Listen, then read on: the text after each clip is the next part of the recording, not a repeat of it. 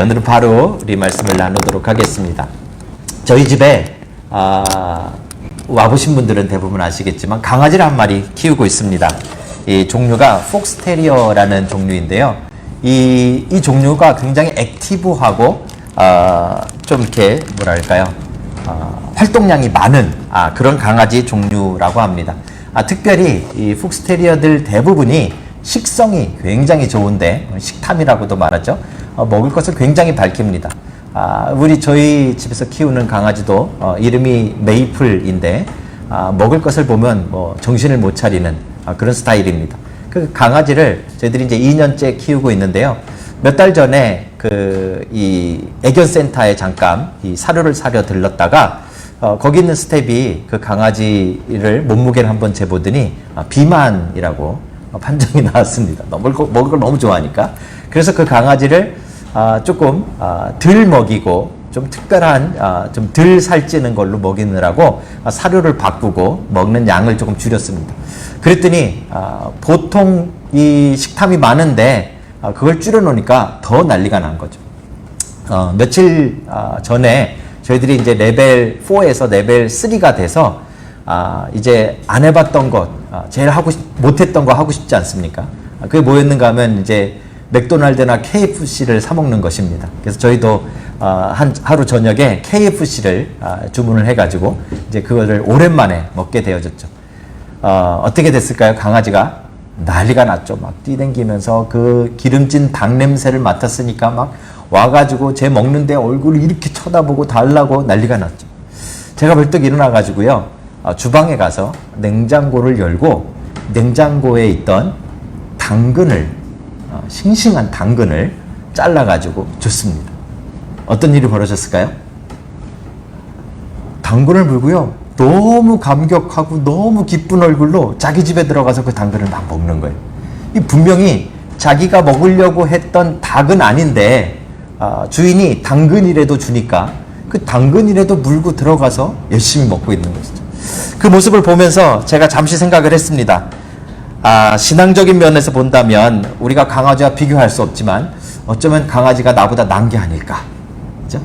우리는 하나님 앞에 무엇인가를 달라고 떼를 쓰고 무엇인가를 요구하며 살아가고 있는데, 하나님이 주신 것은 팽개쳐 놓고 우리가 달라고 하는 것에 우리의 마음이 빼앗겨져 있을 때가 참 많이 있습니다.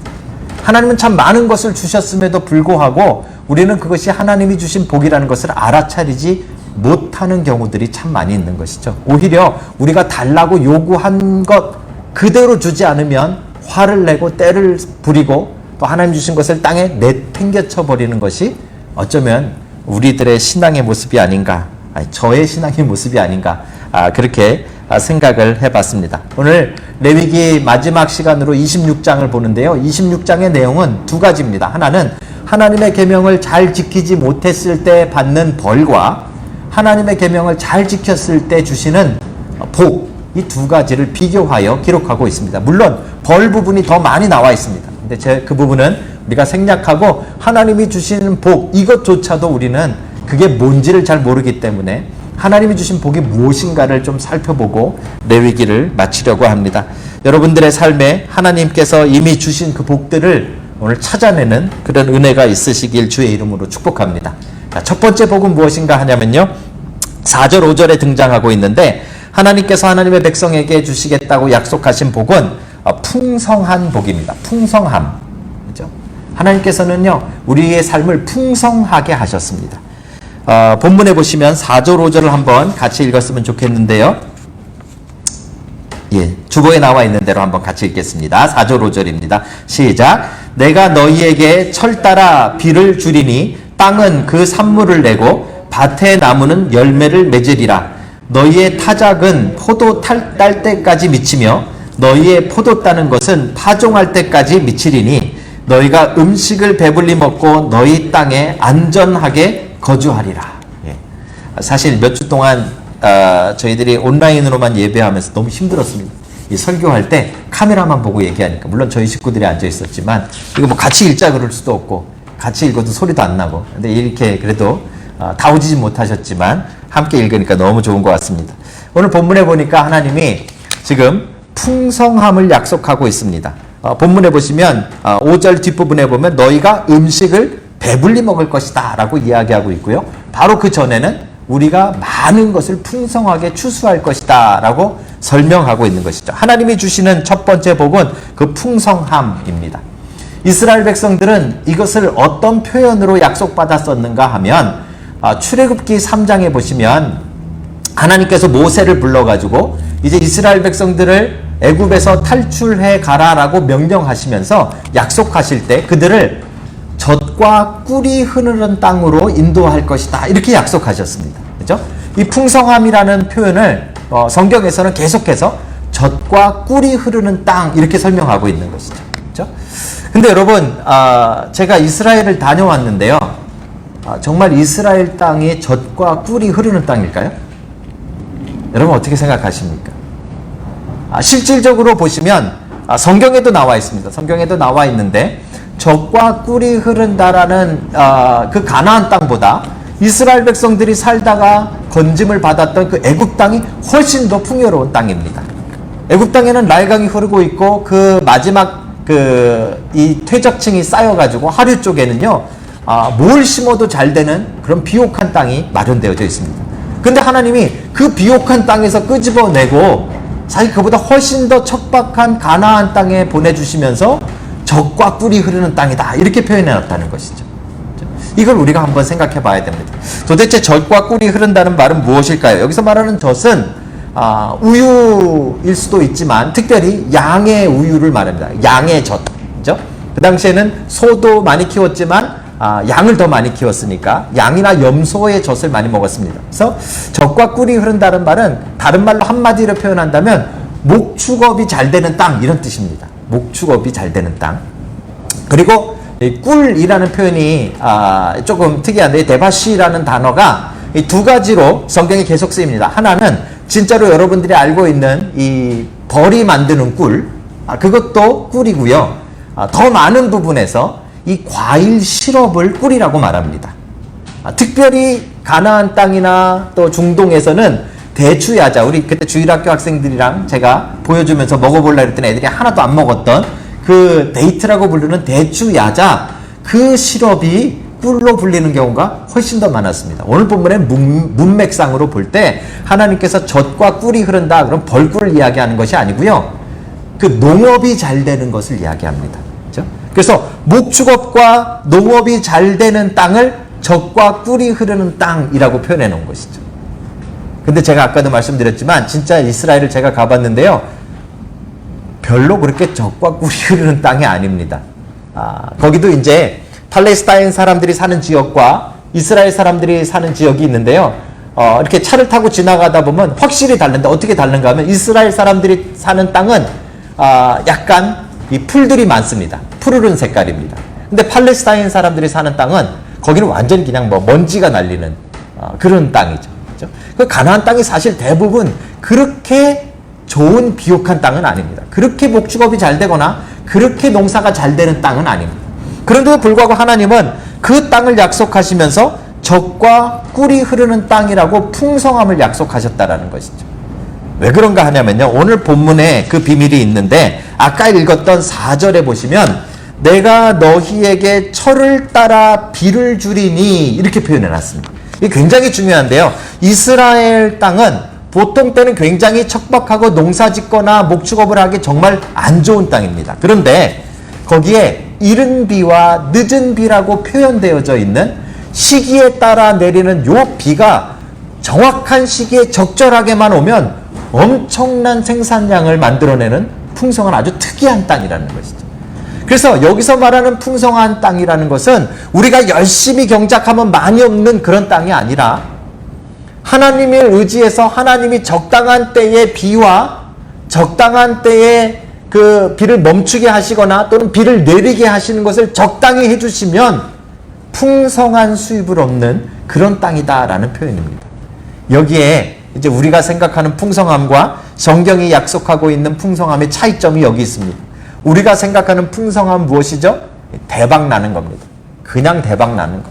우리가 좀 노력하면 대박 나는 거. 우연이라도 대박 나는 거. 그렇죠? 그래서 우리는 하나님 앞에 기도할 때 그런 대박을 기도합니다. 그런데 하나님이 우리에게 주신 풍성함은 그런 대박이 아니고요. 그런 대박이 하나님을 절대적으로 의지할 때, 하나님을 온전히 의지할 때 우리의 삶의 때에 따라서 공급하시는 풍성함입니다. 그게 하나님이 우리에게 약속하신 그런 풍성함인 것이죠. 이것은 하나님을 의지하지 않는 자들은 경험할 수 없습니다. 하나님을 의지하지 않는 사람에게는 나타나지 않습니다. 오직 하나님을 의지하는 사람들에게 풍성하게 주시는 그 풍성함, 그게 하나님이 약속하신 첫 번째 풍성함이라는 것입니다. 이제 대충 답이 나오셨죠? 여러분이 왜 로또 사면 안 맞는지 이제 아시겠죠? 왜 내 사업은 이렇게 잘 안 되는가 이제 아시겠죠? 왜 믿는 사람들은 정말 열심히 하는 것 같은데 대박이 안 나는가 이제 아시겠죠? 하나님이 약속하신 대박은, 하나님이 약속하신 풍성함은 우리의 노력에 따라 생기는 것이 아니라 하나님의 은혜에 따라 주시는 거예요. 하나님이 그 의지하는 자들에게 때에 따라서 주시는 그 비에 따라서 의지해서 그 비의 결과로 주시는 풍성함, 그게 하나님이 약속하신 풍성한 은혜입니다. 사랑하는 성도 여러분, 여러분들에게 주신 그 풍성함을 누릴 수 있는 여러분 되시길 주의 이름으로 축복합니다. 하나님을 의지하십시오. 하나님의 공급하심을 믿으십시오. 그러면 그 어느 누구도 굶주리지 않고요, 줄이지 아니하고 부족하지 아니하고 풍성함을 누릴 수 있을 것입니다. 그것이 하나님이 우리에게 약속하신 첫 번째 복이기 때문에 그렇습니다. 두 번째 복은 무엇일까요? 두 번째 복은 6절에 나와 있습니다. 6절도 한번 같이 읽을까요? 읽겠습니다. 시작. 내가 그 땅에 평화를 줄 것인즉 너희가 누울 때에 너희를 두렵게 할 자가 없을 것이며 내가 사나운 짐승을 그 땅에서 제할 것이요 칼이 너희의 땅에 두루 행하지 아니할 것이며, 그 뒤에도 사실은 계속 이어지는 말씀입니다. 무엇에 대한 이야기인가 하면 하나님이 약속하신 두 번째 복은 평화 또는 평안에 대한 부분입니다. 그렇죠? 하나님은 우리의 삶에 무엇을 복으로 약속하셨는가 하면 평안함, 평강을 약속해 주셨습니다. 그렇죠? 자, 그렇다면 이것도 또 문제가 있죠. 여러분 정말 하나님의 말씀을 잘 들으면 그의 삶에 정말 원수도 없어지고 문제도 없어지고 질병도 없어지고 평안함만 있을까요? 대표적인 사람이 다윗입니다. 다윗을 한번 보십시오. 다윗을 보면 다윗은 그렇게 하나님의 말씀에 순종했고요. 성경에 나와 있는 사람 가운데 가장 하나님의 말씀을 잘 따랐던 사람이 다윗입니다. 그죠? 하나님이 다윗을 기준으로 모든 사람들을 옳고 그름을 따졌기 때문에 그러시죠. 그런데 시편 한번 3편을 한번 볼까요? 다윗이 쓴 시편 가운데 이런 시편이 있습니다. 특별히 3편에 보시면 1절에 여호와여 나의 대적이 어찌 그리 많은지요 일어나 나를 치는 자가 많으나이다. 많은 사람이 나를 대적하여 말하기를 그는 하나님께 구원받지 못한다 하나이다. 놀랍게도 하나님의 말씀에 가장 순종했던 다윗이 쓴 시편들은 구구절절히 다윗의 인생에 원수가 많다라는 것입니다. 환난이 많다라는 것이죠. 분명히 조금 전에 하나님이 약속하신, 하나님이 주시겠다고 하신 복이 평안이고 평강이라 그랬는데 실제로 다윗의 인생에는 평안과 또는 평강보다도 원수가 더 많았다는 것이죠. 평생 도망다녔던 사람이 다윗입니다. 그렇죠? 이거 어떻게 받아야 됩니까? 여러분과 저에게 하나님이 죄송합니다, 거짓말을 하신 것입니까? 분명히 우리의 삶을 평안하게 하시겠다 하셨는데 여러분 삶에도 질병이 있지 않습니까? 여러분 삶에도 어려움이 있지 않습니까? 여러분 삶에도 죄송하지만 원수가 있지 않습니까? 이게 도대체 우리가 어떻게 받아들여야 됩니까? 그 답이 사실은 시편 3편 뒷부분에 6절에 나와 있는데요. 5절 6절인데 제가 읽어드리겠습니다. 내가 누워 자고 깨었으니 여호와께서 나를 붙드심이로다. 천만인이 나를 애워싸 진친다 하여도 나는 두려워하지 아니하리이다. 잘 주목해 보십시오. 하나님이 주시겠다고 약속하신 하나님의 복은 원수가 없어지는 복이 아닌 거예요. 질병이 없어지는 복이 아닌 거예요. 문제가 없어지는 복이 아닌 거예요. 원수가 있고 질병이 있고 문제가 있고 어려움이 있지만 그 속에서 우리를 두렵지 않게 하시는 것이 하나님이 약속하신 평안의 복이라는 것이죠. 그렇죠? 제가 왜 계속 이렇게 조금 삐딱하게 말씀을 드리는가 하면 우리가 하나님께 기대하고 있는 복과 하나님이 실제로 우리에게 주신 복이 다르다는 걸 여러분들에게 설명드리고 있는 것입니다. 하나님은 분명히 우리에게 평안의 복을 주셨습니다. 근데 그 평안의 복은 어떤 복인가 하면 원수가 없어지는 복이 아니라 원수가 있음에도 불구하고 우리가 두려워하지 않는 복. 어려움이 없어지는 것이 아니라 어려움이 있음에도 불구하고 우리가 주눅들거나 포기하거나 좌절하지 않는 복. 질병이 없어지는 것이 아니라 질병이 있음에도 불구하고 우리가 이기고 승리하고 싸우는 복. 그게 하나님이 우리에게 약속하신 평강의 복이라는 것이죠. 사랑하는 성도 여러분, 여러분들에게 하나님이 주신 이 평안의 복이 넘치기를 주의 이름으로 축복합니다. 특별히 우리 코로나 시대에 이게 증명되고 있는 거죠. 그죠? 코로나 시대, 코로나 우리가 생각할 때 몇 개월이면 없어질 것 같았는데 안 없어지지 않습니까? 예전에 우리 그 야외 예배 할 때 우리 아까 기도하신 김우성 집사님 저랑 같이 고기 굽다가 제가 이거 언제쯤 없어질까요? 그랬더니 우리 김우성 집사 의사 선생님이잖아요. 저한테 그러시더라고요. 아주 비관적으로 안 없어질 겁니다. 근데 진짜로 안 없어졌어요 지금. 그죠? 진짜로 안 없어져요. 계속 가요. 지금 분위기는 위드 코로나라는 둥, 계속 같이 가야 된다는 둥 이렇게 얘기하고 있잖아요. 어쩌면 우리의 기도는 하나님 코로나가 없어지게 해주십시오라는 기도일지도 모르지만 하나님은 우리에게 진짜 주시는 평안은 그 속에서도 두려워하지 않는 평안입니다. 그렇죠? 질병이 있고 원수가 있고 문제가 있고 어려움이 있을지라도 사랑하는 성도 여러분, 하나님이 주신 평강으로 이기고 승리하는 여러분들 되시길 주의 이름으로 축복합니다. 마지막입니다. 세 번째 하나님이 주시겠다고 약속하신 복은 11절 12절에 기록되어져 있는데요.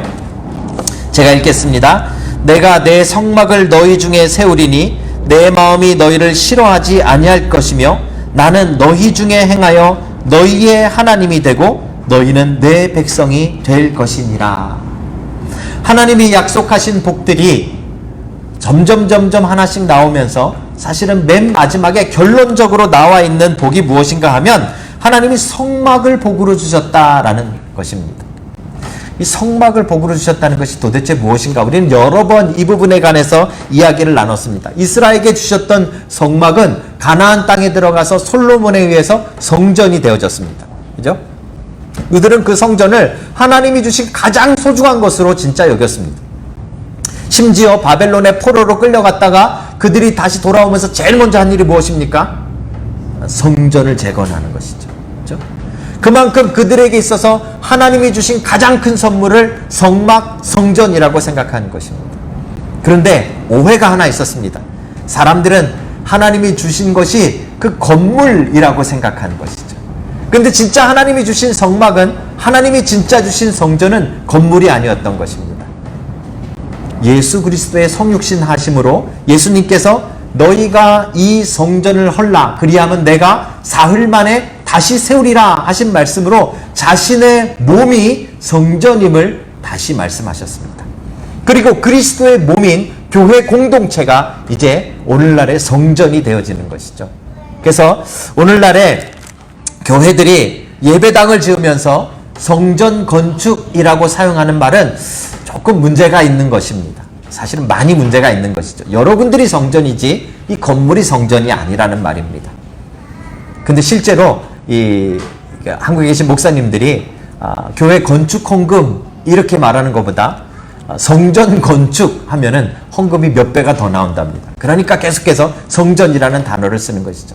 근데 여러분 꼭 기억하셔야 됩니다. 성전은 하나님이 약속하시고 주시겠다고 하셨던 성막은 이 건물이 아니라 여러분 그리스도의 몸인 그 교회 공동체가 바로 성전이고 성막이다 라고 이야기하는 것입니다. 자, 그 성전 성막을 주시겠다고 하신 말씀이 무엇입니까? 그 뒤에 마지막에 말씀하신 그 구절을 잘 보시면 이렇게 이야기하고 있습니다. 성막을 너희 중에 세우리니 내 마음이 너희를 싫어하지 아니할 것이며 나는 너희 중에 행하며 너희의 하나님이 되고 너희는 내 백성이 될 것이라. 하나님께서 성막을 주신 이유는, 하나님께서 성막을 주신 뜻은 무엇인가 하면 하나님이 우리 가운데 함께 하심이라는 말입니다. 그게 성막의 의미입니다. 하나님의 친밀하심, 하나님의 동행하심, 하나님의 함께 하심이 바로 성막이라는 의미라는 것이죠.